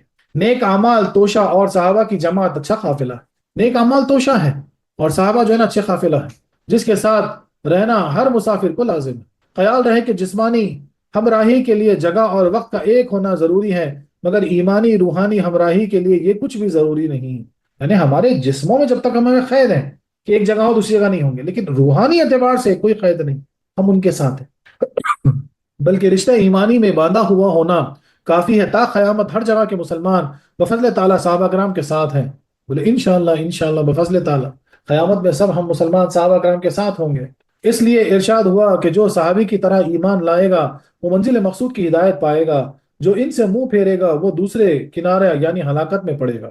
صوفیہ کرام فرماتے ہیں اللہ تعالیٰ تا قیامت حضور کے لیے کافی ہے، اور آپ کا موافق الاسباب اور اسباب کے ساتھ مددگار ہیں۔ ہر مسلمان کو حضور کی تائید غیبی پہنچتی رہتی ہے، اور فسیکفکہم اللہ کے جلوے نظر آتے رہتے ہیں۔ سبحان اللہ سبحان اللہ۔ اور صوفیہ کرام فرماتے ہیں کہ رنگ کے چند چیزیں چاہیے، یعنی رنگ کے لیے چند چیزیں چاہیے۔ رنگ بنانے والا، اب رنگ جب ہم یعنی پینٹ جب ہم کو کرنا ہوتا، رنگ ہم کو چڑھانا رہتا، تو ہمیں کچھ چیزیں ہم کو چاہیے۔ کیا چاہیے؟ ایک تو رنگ بنانے والا چاہیے جو رنگ بنائے گا، دوسرا جو ہے رنگ جمانے والا، تو ایک ہوتا رنگ بنانے والا، ایک ہوتا رنگ جمانے والا، اور رنگ قبول کرنے والا تیسرا ہوتا رنگ قبول کرنے والا۔ دین اسلام رنگ ہے جو خانہ قدرت میں تیار ہوا، رب نے تیار کیا۔ کس نے تیار کیا؟ رب نے تیار کیا۔ اور جو حضور صلی اللہ علیہ وسلم نے وہ رنگ جمایا۔ رنگ جمایا کون؟ حضور صلی اللہ علیہ وسلم نے وہ رنگ جمایا۔ مسلمانوں کے دل و دماغ اور ظاہر و باطن نے قبول کیا، اور عبادت اور ریاضت نے اس میں جلا دی اور پالش کی۔ سبحان اللہ سبحان اللہ۔ اللہ کا رنگ اولاً بندوں کے دل پر چڑھتا ہے، اور پھر اس کا اثر یعنی ہر جگہ ہر ارد ظاہر ہو جاتا ہے، اور یہ میخانہ طیبہ سے بٹتا ہے۔ اسی رنگ نے یہ معلوم کہ کیسے کیسے کیا کر دیے۔ کیا بولتے کہ یہ رنگ کہاں سے بٹتا؟ بولے طیبہ سے بٹتا۔ سبحان اللہ سبحان۔ اور بولے جس پر یہ چڑھا، بولے اس کی رنگت ہی بدل گئی، ایسے ایسے کو تیار کر دیے، ایسے ایسے رنگ چڑھے، ایسے ایسے رنگ بالے نکلے کہ جس کی مثال نہیں۔ یہاں پر کچھ شعر ہے فارسی میں، یعنی میں پڑھنا چاہوں گا، بہت زبردست انہوں نے لکھا ہے کہ رنگ ہائے نیک از خم صفا است، یعنی اچھے رنگ خالص موڑ سے ہیں، رنگ زشتاں از سیاہ آب جفاست، یعنی بولے کالے پانی سے جو ہے نا رنگ بدصورت ہو جاتا ہے۔ صبغت اللہ نام رنگ لطیف، اللہ کا رنگ لطیف رنگ کا نام ہے۔ لعنت اللہ بوئے رنگ کشیف، یعنی اللہ کی لعنت گندے رنگ کی بو ہے۔ بعض روایت سے معلوم ہوتا ہے کہ حضور کی صحبت پاک سے بعض حضرات کے ظاہری رنگ بھی بدل گئے، کالے تھے گورے ہو گئے، حبشی تھے رومی ہو گئے۔ سبحان اللہ سبحان اللہ۔ تو یہ جو اشعار یہاں بولا گیا ہے، اس کے لیے جو ہے ایک واقعہ یہاں پر بیان ہو رہا کہ کس ریفرنس سے انہوں نے یہ چیز بولی کہ صبغت اللہ بولے لطیف رنگ ہے، اور لعنت اللہ بولے گندا رنگ ہے۔ تو اللہ کی لعنت جو ہے نا وہ گندا والا رنگ ہے، اللہ کی لعنت سے بچ گئے، جس پر اللہ کا یعنی صبغت اللہ یعنی عبادت کا رنگ یعنی عشق کا رنگ جو چڑھا لیے بولے وہ پھر وہ نا وہ لطیف رنگ پا کے پار ہو گئے۔ مصنوی شریف میں ہے کہ ایک جنگل میں لشکر اسلام پیاسا تھا، کسی کافر کا غلام پانی کے مشکیزیں اونٹ پر لادے ہوئے اپنے مولا کے پاس جا رہا تھا۔ بولے ایک مرتبہ کا واقعہ ہے، لشکر اسلام جو ہے نا جنگل میں تھا اور بہت پیاسا تھا، پانی نہیں تھا، اور اسی وقت جو ہے نا غلام جو ہے نا اپنے یعنی اپنے مالک کے پاس جو ہے نا اونٹ کئی اونٹ پہ جو ہے نا پانی لاد کے لے جا رہا تھا، مشکیزیں لاد کے لے جا رہا تھا۔ سرکار کا حکم سے اسے روک کر اس کے مشکیزوں سے سارے لشکر کو پانی پلا دیا گیا اور لشکر کے مشکیزیں بھر دیے گئے۔ بولے سرکار نے ان کو روک دیے اور حکم ہوا تو پھر سرکار کے حکم سے جو ہے نا وہ سب کو پانی پلائے، سارے لشکر نے پانی پیے، سارے لشکر کے مشکیزیں بھر دیے گئے، لیکن غلام کا پانی اتنا ہی رہا، پانی کم نہیں ہوا۔ حضور علیہ الصلوۃ والسلام نے اس کالے غلام کو سینے سے لگا کر فرمایا، بولے اب جو غلام تھا وہ حبشی تھا، اس کو اپنے گلے سے لگا لیے اور فرمایا کہ جا اللہ جانے ایک آن میں ایسے کیا دے دیا کہ وہ نہایت حسین و جمیل خوبصورت جوان ہو گیا۔ بولے ایک آن میں اس کا رنگ و روپ بدل گیا، ایک دم خوبصورت ہو گیا۔ جب وہ اپنے مولا کے پاس پہنچا یعنی اس کے مالک کے پاس پہنچا تو اسے نہ پہچان سکا اور کہنے لگا کہ تو کون ہے اور میرا غلام کہاں ہے؟ وہ بولا کہ میں ہی تیرا غلام ہوں۔ مولا نے کہا وہ کالا تھا تو گورا، وہ حبشی تھا تو رومی۔ اس نے جواب دیا، کیا جواب دیا؟ یہ بھی ایک اشعار سے بولا، وہ بھی کیا بولا کہ صدر دا دیدم و بیدرم گشت ام، یعنی میں نے صدر کو دیکھا اور میں بیدار ہو گیا، صاحب فصل و خدر گشتمم، یعنی میں فضل اور وقار کا مالک بن گیا ہوں۔ صبغت اللہ ہست رنگ خزاں، کہ اللہ کا رنگ ہے اس ہستی کا رنگ، ہستیاں ایک رنگ گردید اندروں، یعنی گیا جوہر اس کے اندر ایک رنگ ہو گیا۔ سبحان اللہ سبحان اللہ۔ یعنی میں تھا تو حبشی ہی، مگر کچھ دیر صدر نبوت کے پاس بیٹھا، صدر سینہ آپ کے سینے کے پاس بیٹھ کر بدن رنگ گیا اور میری عزت و قدر بڑھ گئی۔ اس کے پاس اللہ کے رنگ کی ایک ماٹھ تھی جس میں غوطہ دے کر رنگ برنگوں کو یک رنگ بناتا تھا اور بے رنگوں کو رنگ برنگا۔ اس ماٹھ کی رنگ سے کوئی صدیق بن گیا تو کوئی فاروق بن گیا۔ اس غلام نے طفیل اللہ وہ رنگ ہم پر بھی، یعنی اس غلام کے طفیل اللہ وہ رنگ ہم پر بھی چڑھا دے۔ سبحان اللہ سبحان اللہ۔ تو جیسے غلام وہ حبشی جا کے جو ہے نا رومی کے جیسا ہو گیا، تو اتنا نور اس کے اندر چمک گیا سرکار کے سینے سے لگنے کے بعد۔ آپ نے جو اس کو رنگا، ایسا رنگا کہ پھر جو ہے نا وہ بولنے لگا کہ بولا اب میرا وقار بڑھ گیا، بولے اب مجھے ایسا اللہ کا رنگ مجھ پہ چڑھ گیا۔ سبحان اللہ سبحان اللہ۔ وَنَحْنُ لَهُ عَابِدُونَ سے معلوم ہوا کہ عارفین تو رضا الہی کے لیے عبادت کرتے ہیں، نہ کہ جنت کے شوق اور دوزخ کے خوف سے۔ بولے اصل جو عابد ہے وہ کیوں کرتے ہیں؟ اللہ کی رضا کے لیے عبادت کرتے، نہ جنت کا شوق ہے نہ دوزخ کا خوف ہے۔ اگر اب تعالیٰ جنت و دوزخ نہ بناتا تو کیا عبادت کا مستحق نہ ہوتا؟ یعنی ایک سوال، اگر اللہ تعالیٰ جنت و دوزخ نہیں بناتے تو کیا وہ عبادت کے لائق نہیں تھا؟ اللہ اکبر، ایسا تو ہو ہی نہیں سکتا۔ خیال رہے کہ عبادت اور ہے اور عبودیت کچھ اور، یعنی اور عبودیت کا کچھ اور ہی طور، عبادت جسم سے ہوتی ہے اور عبودیت نفس سے، ارواح سے۔ صوفیہ اکرام فرماتے ہیں کہ عابد وہ ہے جو چار چیزوں سے نہ گھبرائے۔ عابد یعنی اصل عابد کون ہے؟ بولے تو چار چیزوں سے نہ گھبرائے۔ وہ چار چیزیں کیا ہیں؟ بھوک، ننگا ہونا، فقیری اور ذلت۔ بعض نے فرمایا کہ بندے پر چار وقت آتے ہیں، ہر وقت کی علیحدہ یعنی حابدات نعمت اور بلا، یعنی ہر وقت کی جو ہے نا علیحدہ علیحدہ چیزیں ہوتی ہیں۔ وہ کیا ہوتی ہیں؟ نعمت اور بلا، نعمت میں کچھ اور بلا میں کچھ اور، مصیبت و عطا، نعمت میں شکر، بلا میں توبہ اور اطاعت میں استقامت عبادت ہیں۔ یعنی اب جو کوئی عبادت صرف نماز روزہ نہیں ہوتی، یا کیا مثال دی جا رہی ہے کہ جو ہے نا یعنی نعمت میں شکر کرنا، مصیبت میں اطاعت کرنا، نعمت میں شکر کرنا، بلا پر توبہ کرنا اور اطاعت میں استقامت میں قائم رہنا، یہ سب عبادت ہے۔ اور یہ وہی کر سکتا ہے جس کا نفس مردہ ہو، نفس کی موت روح کی زندگی ہے۔ ایمان ہر ابھرا باغ ہے، شیطان چور، خواہش نفسانی پالا، اس باغ کو ان دونوں سے بچاؤ۔ سبحان اللہ سبحان اللہ۔ اس لیے جو ہے نا بادشاہ رحمۃ اللہ علیہ کیا بولتے ہیں کہ روح کا جو رنگ ہے وہ ہرا بھرا ہے، بولے اس کو بچاؤ۔ سبحان اللہ سبحان اللہ۔ اعوذ باللہ من الشیطان الرجیم، بسم اللہ الرحمن الرحیم۔ قل اتحاجوننا فی اللہ وهو ربنا وربكم ولنا اعمالنا ولكم اعمالكم ونحن له مخلصون۔ صدق اللہ العلی العظیم۔ کہہ دو کیا جھگڑا کرتے ہو تم ہم سے بیچ اللہ کے، حالانکہ وہ رب ہے ہمارا اور رب ہے تمہارا، اور واسطے ہمارے اعمال ہیں ہمارے، اور واسطے تمہارے اعمال ہیں تمہارے، اور ہم واسطے اس کے اخلاص والے۔ تفسیر جو لکھا ہے تو وہ یہ ایسا ہے کہ تم فرماؤ کہ اللہ کے بارے میں ہم سے جھگڑتے ہو، حالانکہ وہ ہمارا بھی مالک ہے اور تمہارا بھی، اور ہماری کرنی ہمارے ساتھ اور تمہاری کرنی تمہارے ساتھ، اور ہم نرے اسی کے ہیں، یعنی ہم نرے اسی کے لیے ہیں، اخلاص میں اسی کے ہیں۔ اس آیت کا پچھلی آیتوں میں چند طرح تعلق ہے۔ پچھلی آیت میں کہا گیا تھا کہ اے مسلمانوں، اہل کتاب سے کہہ دو کہ تم خدا کے رنگ میں رنگے ہوئے ہو، جس پر وہ کہہ سکتے ہیں کہ تم تو آج نئے مومن اور عابد ہو، اب تک مشرک تھے، ہم صدیوں سے ہی اس خدائی رنگ میں رنگے اور اس کی عبادت میں مشغول ہیں، لہٰذا ہم اس رنگ میں ہیں نہ کہ تم۔ اس کے جواب میں بتایا جا رہا ہے کہ رب تعالیٰ کے یہاں نئے پرانے کا لحاظ نہیں، اعمال کا لحاظ ہے۔ یعنی اب یہ سوال ہو سکتا نا، جب صبغت اللہ کی آیت گزری تو یہودی عیسائی بہت شاطر لوگ تھے نا، وہ تو یہ بول سکتے تھے کہ ہم تو اللہ کی کتاب کو ماننے والے، بولے ہم تو پہلے سے رنگے ہوئے ہیں، تم تو بت پرستی کرتے تھے، تم تو مشرک تھے، تم تو ابھی ایمان لائے، یہ بات بول سکتے تھے۔ تو اس لیے اس آیت میں جو نا اس کی رد کر کے بتایا جا رہا ہے کہ اللہ کے پاس نئے پرانے کا حساب نہیں ہے، اللہ کے پاس اعمال کا حساب ہے۔ پچھلی آیت سے مضمون پر اہل کتاب اعتراض کر سکتے تھے کہ اسلام اللہ کا رنگ نہیں، اور نہ حضور صلی اللہ علیہ وسلم اس کے نبی، نہ تم خدا کے پیارے، کیونکہ ہمارا دین پرانا، سارے پیغمبر ہمارے ہی نسل میں آئے، ہم ہی رب کے محبوب ہیں، تمہیں اطاعت پر وہ ثواب نہیں مل سکتا جو ہم گناہ کر کے پا لیتے ہیں، کیونکہ ہم اس کے پیارے ہیں، اور پیارے کی نافرمانی غیروں کی فرما برداری سے بڑھ کر ہے۔ اس وہم کو دفع کرنے کے لیے اب فرمایا جا رہا ہے کہ اے محبوب، اعمال سے اے کہ رب کی محبوبیت اعمال سے حاصل ہوگی ہے، نہ کہ نسب سے۔ پچھلی آیتوں میں رنگ اور ننگے والے دونوں کا ذکر ہوا، رنگ اور رنگے والے دونوں کا ذکر ہوا، چونکہ اے یہودو، تمہارے دلوں پر نفسانی شیاطینی رنگ چڑھے ہوئے ہیں، تو ان پر رحمانی رنگ کیسے چڑھے؟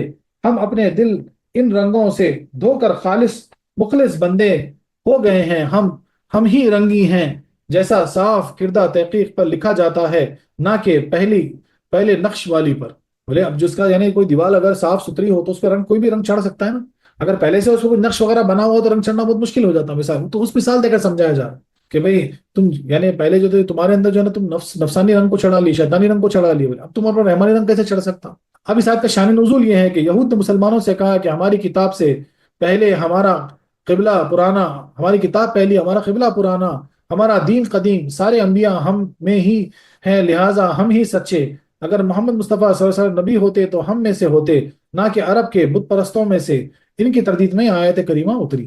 کل شان نزول اور اگلی ضمیروں سے معلوم ہوتا ہے کہ یہ مسلمانوں سے خطاب ہے کہ اے مسلمانوں، تم اہل کتاب سے کہہ دو، اور ہو سکتا ہے کہ حضور علیہ السلام سے خطاب ہو، یعنی اے محبوب علیہ السلام، آپ مسلمانوں سے فرما دیں کہ وہ اہل کتاب سے کہہ دیں حاجوننا، کیا تم ہم سے حجت بازی کرتے ہو؟ یہ لفظ محاجتہ سے بنا ہے، جس کا معنی حجت ہے۔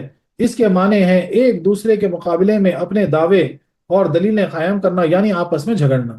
فی اللہ، یا تو یہاں دین وغیرہ پوشیدہ ہے یا نہیں، یعنی تم ہم سے اللہ کے دین کے بارے میں جھگڑتے ہو کہ ہم تو کہیں کہ ہمارا دین سچا، اور تم کہو کہ ہمارا، یا خدا کے بارے میں جھگڑتے ہو کہ تم کہو کہ خدا تمہارا ہی ہے، مسلمانوں کا نہیں، تمہارا یہ دعویٰ غلط ہے۔ خیال رہے کہ اللہ کے بارے میں جھگڑے کی 5 صورتیں ہیں، اللہ یعنی 5 صورتوں سے اللہ کے بارے میں جھگڑا ہو سکتا ہے، جیسے کہ ایک، اللہ کی ہستی کا جھگڑا کہ رب کی ذات ہی کا انکار کیا جائے، ایک وہ کہ بھئی رب ہے ہی نہیں، اللہ کی ذات کا انکار ہوا۔ اس کی صفات میں جھگڑا یا اس کے احکام میں جھگڑا، صفات میں جھگڑا ہو سکتا کہ یہ فلانی صفات اللہ کی نہیں ہو سکتی، یعنی جو ہے نا احکام میں جھگڑا ہو سکتا، یا اس کے کسی سچے نبی میں جھگڑا، یا اس کے اولیاء میں جھگڑا۔ یہاں آخری 3 جھگڑے مراد ہیں۔ رب پر الزام لگانا کہ ہم گناہ بھی کریں تو اس نے ہمیں رنگ دیا ہے، یا حضور کی نبوت کا انکار، یا صحابہ کی حقانیت کا انکار، کیونکہ وہ ہوا ربنا و ربکم، وہ ہمارا بھی مالک ہے اور تمہارا بھی، یعنی اس کی ربوبیت سب کو شامل ہے، اور بندہ ہونے میں ہم تم برابر، پھر یہ کیوں کر ممکن ہے کہ تمہارے تو گناہ بھی بھلے ہوں اور ہماری نیکیاں بھی بری؟ یعنی ان کو جواب دیا جا رہا ہے کہ بھائی اللہ تعالیٰ تمہارا جیسا رب ہے، ہمارا بھی رب ہے، پھر ایسا کیوں کہ تمہارے گناہ جو ہے نا، تمہارے گناہوں سے تم کو نیکیاں مل جاتی اور ہماری نیکیاں بیکار ہو جاتی؟ ایسی کسی بات ہو سکتی؟ اس کی بارگاہ میں یہ ناممکن ہے، جیسے اللہ تعالیٰ نے ربوبیت جسمانی کے لیے کچھ قوانین مقرر کیے ہیں، جن میں نبی زادے، بادشاہ زادے، فقیر زادے سب وابستہ ہیں، کہ ہر شخص انسانی غذا کھا کر ہی جی سکتا ہے، کوئی بادشاہ بھی سونا چاندی ہیرے جواہرات یا یا مٹی کھا کر نہیں جیتا، بولے چاہے بادشاہ ہو، چاہے سلطان ہو، چاہے نبی ہو، چاہے نبی کی اولاد ہو، جو بھی ہو، بولے سب کو غذا کھا کر جینا ہے، سب پر جو ہے نا قوانین ہے۔ یوں ہی روحانی ربوبیت کے لیے قاعدے مقرر ہیں جن میں سارے انسان وابستہ ہیں۔ نبی زادے کفر کر کے محبوب رحمانی نہیں بن سکتے، سب کو ایمان و اعمال کی ضرورت ہے۔ بے شک خیال رہے کہ رب تعالیٰ کفار کا رب ہے قہر کے ساتھ، اور مسلمانوں کا رحم کے ساتھ۔ سبحان اللہ سبحان اللہ، دیکھو بہت پیارا جواب ہے، یہ بھی ایک نکتے کی بات ہے، یاد رکھو۔ کسی نے اگر کوئی کافر نے آپ سے پوچھ لیا کہ بھائی کیا اللہ خالی تمہارا رب ہے، تو وہاں جواب دینا تھا کہ نہیں، تمہارا میرا دونوں کا رب ہے، تمہارا رب خیر سے، میرا رب رحم سے۔ جیسے حکومت پھانسی کے ملزم کو بھی کھانا دیتی ہے اور اپنے خاص ملازمین کو بھی۔ اب بھائی کوئی جیل میں سمجھو کسی کو پھانسی کی سزا ہو گئی، ابھی ڈیٹ نہیں آئی اس کی، جیل میں ہے، تب تک کھلاتے پلاتے نا، اس کو بھی رکھتے نا، جس طرح آفیسروں کو کھلاتے پلاتے اس کو بھی کھلاتے پلاتے۔ اب رہی عبادت، اس کے لیے یہ قاعدے ہیں کہ جو اس کے فرمان کے مطابق ہوگی وہ قبول، ورنہ یعنی مرتد ہوگی۔ وَلَنَا أَعْمَالُنَا، ہمارے اعمال ہمارے واسطے مفید کیونکہ اس کے قوانین کے مطابق ہیں، اور پھر یہ بھی ہم نہیں کہتے کہ تمہاری ساری نیکیاں برباد، بلکہ وَلَكُمْ أَعْمَالُكُمْ، تمہاری بھی وہ نیکیوں کار اعمال تھی جو تم نے پہلے اپنے دین کے مطابق کی تھی جبکہ تمہارا دین منسوخ نہ ہوا تھا۔ تفسیر عزیز میں لکھا ہوا ہے، اس صورت میں اعمال سے ان کی گزشتہ نیکیاں مراد ہیں جو ان کے بزرگوں نے ان کے نسخ دین سے پہلے کی، جن کی نسبت ان کی طرف مجازن لی گئی ہے، یا لکم کا کلام اعلیٰ کے معنی میں ہے، یعنی اب جو تم بدعملیاں اور منسوخ احکام پر عمل کیے جا رہے ہو وہ تمہارے لیے سخت نقصان دہ ہیں کیونکہ رب کے قوانین کے خلاف ہیں۔ تفسیر علماء میں لکھا ہوا ہے، یعنی اب کیا مثال دی جا رہی ہے کہ بھائی جو اشارہ جو دیا جائے تمہارا عمل تمہارے لیے، جب یہ تمہارا دین نسخ نہیں ہوا تھا، یعنی قرآن اور اسلام قرآن نازل نہیں ہوا تھا، اسلام نہیں آیا تھا، اور اس وقت جو تمہارے بزرگ جو ہے نا تمہارے صحیح دین پر عمل کرتے تھے، بولے وہ نیکیاں، اس کی طرف اشارہ ہے۔ ورنہ بعد میں تم یعنی بدل دیا اپنے نفسانی کے حساب سے جو ہے نا اس پہ عمل کرنا شروع کر دیے، اور جب اسلام اور قرآن آ گیا تو وہ تو نسخ ہی ہو گیا، یعنی وہ تو ختم ہی ہو گیا۔ اس کے بعد بھی تم اس پہ عمل کریں گے تو پھر اس کے طرف جو ہے نا کوئی گارنٹی نہیں اس عمل کی۔ خلاصہ یہ کہ تمہارے اعمال میں نفسانیت اور رسم و رواج کی پابندی کو دخل ہے، لہذا برباد، اور ہمارے اعمال کارآمد، یعنی کیا بولا جا رہا ہے کہ تمہارے اعمال میں نفسانیت شیطانیت داخل بولے سب برباد ہے، اور ہمارے اعمال جو ہے نا کارآمد ہے۔ نحن لہ مخلصون، ہم خالص اس لیے اللہ کے بندے ہیں اور اس کی رضا کے لیے سب کچھ کرتے ہیں، رسم و رواج کو دخل نہیں دیتے۔ بولے ہم جو ہے نا صرف اللہ کی رضا کے لیے عمل کرتے ہیں، بولے اس میں رسم و رواج کا دخل نہیں ہے، نفس کا دخل نہیں ہے۔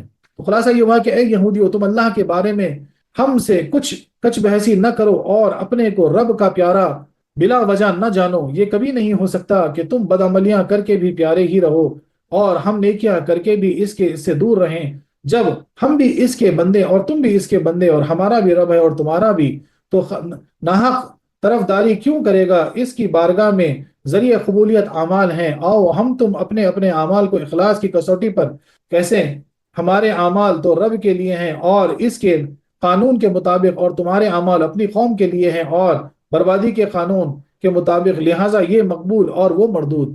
خیال رہے کہ جیسے تختی صاف ہونے میں پانی اور دھوپ کی ضرورت ہے، ایسے ہی دل کی تختی صاف ہونے میں آنکھوں کے پانی، عبادت کی کھڑیا اور عشق کی تپش کی ضرورت ہے۔ وَنَحْنُ لَهُ مُخْلِصُونَ، ان تمام کی طرف اشارہ ہے۔ پہلے روئی کو بن لو، سے خالص کرو، پھر اسے سدھا چکر دو، پھر کپڑا تیار کرو۔ مثال دی جا رہی ہے کہ روئی کو جو ہے نا خالص لیا جاتا، صاف کیا جاتا، پھر اس کو جو ہے نا چکر لگا کے بنا جاتا، اور اسی طریقے سے جو ہے نا آنکھوں سے جو یعنی اللہ کی خوف سے، اللہ کے یعنی جو ہے نا معافی طلب کرنے سے، اللہ کے عشق میں محبت میں جو آنسو بہ جاتے ہیں، بولے اس سے جو ہے نا پھر وہ سائیکل ہو جاتی ہے، وہ روئی صاف ہو جاتی ہے، تو دل صاف ہو جاتا ہے، پھر عشق سے جو ہے نا پھر وہ بات پیدا ہو جاتی ہے، بن دیا جاتا ہے۔ اے اہل کتاب، ہم تمہاری طرف صرف اپنی ذات کو جنت کا ٹھیکیدار نہیں سمجھتے، اللہ ہمارا تمہارا دونوں کا رب ہے، لہٰذا ہمارے موجودہ عمل جو اس دین کے موافق ہیں وہ قبول، اور تمہارے بزرگوں کے گزشتہ اعمال جو اس دین کے موافق تھے وہ قبول، اور ہم یہ انصاف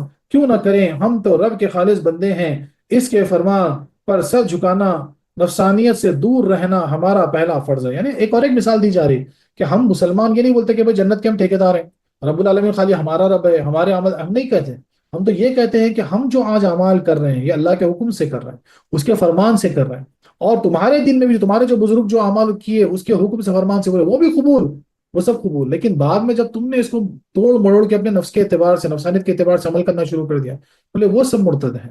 اور رب العالمین ہم یہ نہیں بولتے کہ وہ ہمارا رب، ہم ٹھیکہ نہیں لے کے بیٹھے، رب تو سب کا ہے، اور اس کی بارگاہ میں قبول ہونے والی چیز کیا ہے؟ تو بولے صرف اعمال ہے اور کچھ نہیں۔ سبحان اللہ۔ اب اس آیت سے کیا فائدے حاصل ہوا وہ دیکھیے کہ دنیا میں ہر برا بھلا بندہ رب کی ربوبیت سے فائدہ حاصل کرتا ہے. یہاں کے امیری غریبی سے کس کی مقبولیت یا مردویت کا پتہ نہیں چل سکتا. ہاں اس کا ظہور تو انشاءاللہ قیامت میں ہوگا. بولے کوئی امیر ہے، کوئی غریب ہے، کوئی اونچا ہے، کوئی نیچا ہے، کوئی یہاں ہے، کوئی وہاں ہے، کوئی گارنٹی نہیں دے سکتا کہ کس کا کوئی قبول ہے. بولے قیامت میں پتہ چلے گا.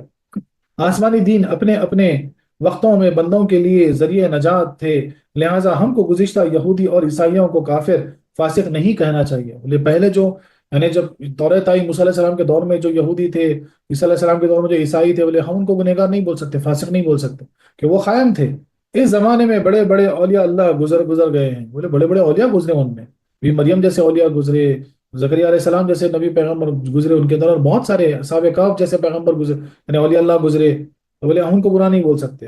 منسوخ دین اختیار کرنا گمراہی ہے، ہاں لیکن جو دین منسوخ ہو گئے اب اس کو اختیار کرنا گمراہی ہے. اور ان کے اعمال جو پہلے نیکیاں تھیں اب گناہ ہو گئے. جو ان آدمی ماں کا دودھ یعنی جوان آدمی ماں کا دودھ پیے تو گنہگار، بچے کے لیے اس کا پینا ضروری کیونکہ یہ بچپن کی غذا ہے نہ کہ جوانی. بولے اب جو دین منسوخ ہو گیا، بولے اب اس پہ عمل نہیں کر سکتے. اب بولیں گے بھائی یعنی انجیل جو ہے آسمانی کتاب ہے، بولے میں جا کے عیسائی بن جاؤں، عیسائیت قبول کر لوں، تو بولے پھر تم گمراہی پر ہو جاؤ گے. تو مثال سے سمجھایا جا رہا ہے کہ جو ہے نا ایک معصوم بچہ جو شیرخوار ہوتا ہے اس کو ماں کی دودھ کی ضرورت ہوتی ہے، جوان کو نہیں ہوتی. جوان کے لیے کچھ اور ہے.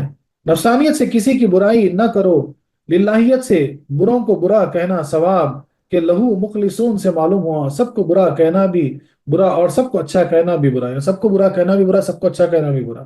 بروں کو اچھا اور اچھوں کو برا کہنا کفر ہے. صلح کل اور نیچی اس آیت سے عبرت پکڑیں کہ شریعت کے فرمان کے مطابق نرم و گرم ہونا چاہیے، یعنی شریعت کے مطابق سے نرم گرم ہونا چاہیے، اپنی فطرت کے اعتبار سے نہیں. اپنے کمال ایمان اخلاص وغیرہ نعمتوں کو بیان کرنا لوگوں میں اس کا اعلان عبادت ہے جس کا قرآن نے حکم دیا، بشرطے کہ اپنی شخصی کے لیے نہ ہو، رب کے شکر کے لیے ہو. سبحان اللہ سبحان اللہ، کیا پیاری بات. یعنی نیک اعمال ایمان اخلاص وغیرہ کا لوگوں میں چرچا کرنا، بتانا لوگوں کو، کس وجہ سے؟ تاکہ لوگوں کو بھی طرف دعوت دیں، ان کو بھی بلائیں اس کی طرف، نہ کہ جو ہے نا اپنے نام کے چرچے کے لیے. تو کر سکتے، اگر نام کے چرچے کے لیے کر رہے تو پھر گناہ ہے. تمام صحابہ کرام مخلصین کاملین تھے کہ رب نے انہیں اپنے اخلاص کا اعلان کا حکم دیا.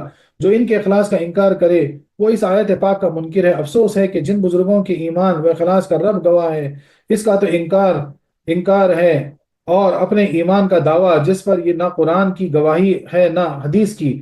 قرآن صحابہ کرام کے ایمان اخلاص تقوی کی گواہیاں جگہ جگہ دے رہا ہے.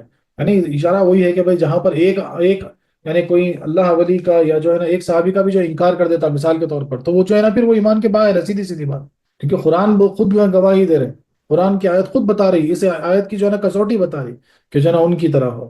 دنیا میں اب یہاں کچھ سوالات ہے کہ دنیا میں رب کی ربوبیت کی جلوہ گری ہے اور وہ سب کا ہی رب ہے، تو سب کو آرام میں کیوں نہیں رکھتا، بعض کو تکلیف میں کیوں دیتا ہے؟ بولے سوال ہوا کہ بولے اللہ تعالیٰ جب سب کا رب ہے تو بولے سب بعض کو تکلیف میں کیوں رکھے اور بعض کو آرام میں کیوں رکھے؟ جواب یہ بھی ربوبیت کا ہی تقاضا ہے کہ اگر سب کو ایک حال میں ہو جائے تو دنیا برباد ہو جائے. جو جس لائق ہے اسے وہی دیا گیا. اللہ اکبر اللہ اکبر، حق ہے حق ہے حق ہے. جو جس لائق ہے اللہ نے اسے عطا کیا. تمہیں بڑا منصب چاہیے تم اس کے لائق بنو، تمہیں بڑی دولت چاہیے تم اس کے لائق بنو، تمہیں بڑی کامیابی چاہیے تم اس کے لائق بنو. تو دنیا میں جو جس کے لائق ہے اللہ نے اس کو وہ دیا ہے. چوٹی کو کان ہاتھی کو من دیتا ہے، باپ کے پاس شہد بہت ہے مگر بیٹے کے مزاج بہت گرم ہے، کیسے دیں؟ بولے شہد تو باپ کے پاس بہت بڑا شیشہ بھر کے رکھا ہوا ہے، لیکن بیٹے کا پیٹ کو گرمی ہے، شہد بنتا ہی نہیں، کہاں سے شہد دے گا؟ تو ویسی مثال دے کے سمجھائی گئی کہ اللہ تعالیٰ جس کو چاہے عطا کر سکتے، تو اس کی قابلیت ہونی چاہیے. صوفیہ کرام فرماتے ہیں کہ مخلوق طالب ہے اور خالق کل کا مطلوب، یعنی مخلوق طالب ہے اور خالق جو ہے نا کل سارے ہر کسی کا جو ہے نا مطلوب ہے. ساری خدائی اس کی شیدائی ہے اور وہ سب کا محبوب ہے. ایک کو اس کی طلب اور اس کی جستجو، ہر ایک کو جو ہے نا اس کی طلب اور جستجو ہے. کافر ہو یا مومن، مخلص ہو یا منافق، سب اس کی جویاں میں ہاں. یہاں بعض کا جذبہ بھڑکا ہوا ہے اور بعض کا دبا ہوا، کل قیامت میں وہ جذبہ بھڑک اٹھے گا. یعنی بولے ہر کوئی جو ہے نا اس کی جستجو میں لگا ہوا ہے، چاہے وہ کافر ہو، چاہے وہ مسلمان ہو، چاہے وہ یعنی بڑا ہو چھوٹا جو بھی ہو، سب اس کی طلب میں لگے ہوں. کسی کا جذبہ بہت بھڑکا ہوا ہے، کسی کا جذبہ ایک دم ٹھنڈا ہے، اور قیامت کے دن اسی کا جذبہ بھڑکے گا. اسی لیے کفار کا سب سے بڑا عذاب محبوبی ہوگی. ولا ينظر الینا ولہم عذاب علیم. اس پر گواہ ہے کافر کی بت پرستی اور مومن کی حق پرستی اپنی اپنی سمجھ میں اس کی رضا کے لیے ہے. یعنی ہندو وہ مندر میں اسی کو ڈھونڈتا رہا اور مسلمان مسجد میں، اور بس پردہ ہر عاشق سمجھ رہا ہے کہ رب میرا ہے، اس کی رضا ہی کا جھگڑا ہے جس کا اس آیت میں ذکر ہے۔ قل اتحاجوننا فی اللہ، مگر یہ سارے جھگڑے بے پردہ، یہ سارے جھگڑے پردے کے ہیں، یعنی یہاں پہ ایک اشعار ہے کہ کفر و اسلام کے جھگڑے تیرے چھپنے سے بڑے، یعنی کفر و اسلام کے جھگڑے تیرے چھپنے سے بڑے، تو اگر پردہ اٹھا دے تو ہی ہو جائے، تو اگر پردہ اٹھا دے تو ہی ہو جائے۔ پردہ اٹھتے ہی کوئی کافر نہ رہے گا۔ رب تعالیٰ فرماتا ہے فَكَشَفْنَا عَنْكَ غِطَاءَكَ فَبَصَرَكَ يَوْمَ الْحَدِيدِ، اس مقام میں ضرورت تھی کہ کوئی اندرون راز والا محبوب آئے اور رب کا راز بتائے، محبوبوں کے جھگڑے چکائے اور انہیں بتائے کہ رب کس کا ہے۔ اسی راز داں محبوب یزداں کا نام پاک محمد مصطفیٰ صلی اللہ علیہ وسلم ہے، جس نے ان پردے والوں کا فیصلہ فرمایا اور جس کی ذات پاک حق کی کسوٹی ہے، جس کی زندگی اس شہنشاہ کے نقش و قدم پر ہے، وہ اللہ کا ہے اور اللہ اس کا، اور جو ان کا نہیں رب اس کا نہیں۔ اس لیے ارشاد ہوا نحن لہ مخلصون، کہ ہم تو نرے اسی کے لیے ہیں کیونکہ اس کے حبیب کے ہیں صلی اللہ علیہ وسلم، وہ رب کے ہیں، رب ان کا ہے، جو ان کا ہے وہ رب کا ہے۔ بے آن کے جو حق سے ملا چاہے دیوانہ ہے، سودائی ہے۔ سبحان اللہ سبحان اللہ۔ صوفیہ فرماتے ہیں کہ اخلاص اللہ کی نعمت ہے اور اقتاد رب کا عذاب۔ بازار قیامت میں اخلاص والے ایمان و عبادت کی کوئی قیمت نہیں، اخلاص کی قیمت ہے، یعنی اخلاص کی کوئی قیمت نہیں، اخلاص کی قیمت ہے۔ اخلاص تین طرح کے ہیں، ایک اخلاص فی الایمان یعنی ایمان کا اخلاص، دوسرا اخلاص فی العبادات عبادت میں اخلاص، تیسرا اخلاص فی العبودیت، یہ بہت خاص چیز اہم ہے۔ اخلاص عبودیت انبیاء کرام اور خاص اولیاء کو عطا ہوتا ہے، اس کے لیے رب تعالیٰ نے مخصوص نبیوں کے لیے فرمایا وَكَانَ عَبْدًا شَكُورًا، معراج کے ذکر میں فرمایا اسرا بعبدہ، اخلاص فی العبودیت وہ ہے جو فنا فی المولا ہو کہ اس کا کھانا پینا مرنا جینا اللہ کے لیے ہی ہو جائے۔ سبحان اللہ سبحان اللہ۔ وَمَحْيَاءٌ وَمَمَاتُ اللَّهِ رب العالمین، یہ اخلاص ہم کو فنا فی الشیخ پھر فنا فی الرسول کے بعد میسر ہوتا ہے۔ صحابہ کرام فنا فی الرسول ہو کر فنا فی اللہ ہو گئے اور ان سے کہا گیا وَنَحْنُ لَهُ مُخْلِصُونَ، بولے ایسے ہی وہ نَحْنُ لَهُ مخلصین ہو گئے۔ تو مبارکباد ہے ان کے لیے جو اس راہ سلوک میں آئے، جو فنا فی الشیخ کی راہ پہ چل دیے، کیونکہ یہی وہ راہ ہے، فنا فی الشیخ سے ہوتے فنا فی الرسول تک پہنچیں گے اور پھر بقا باللہ ہو جائیں گے۔ سبحان اللہ سبحان اللہ۔ تو وہ یہ نَحْنُ لَهُ مُخْلِصُونَ کی جو آیت جو یہاں پر آئی ہے، جس کا جو ریفرنس ہے وہ اسی طرف ہے، فنا فی اللہ، فنا فی الشیخ، فنا فی الرسول، فنا فی اللہ کی طرف۔ سبحان اللہ سبحان اللہ۔ وآخر دعوانا ان الحمد للہ رب العالمین۔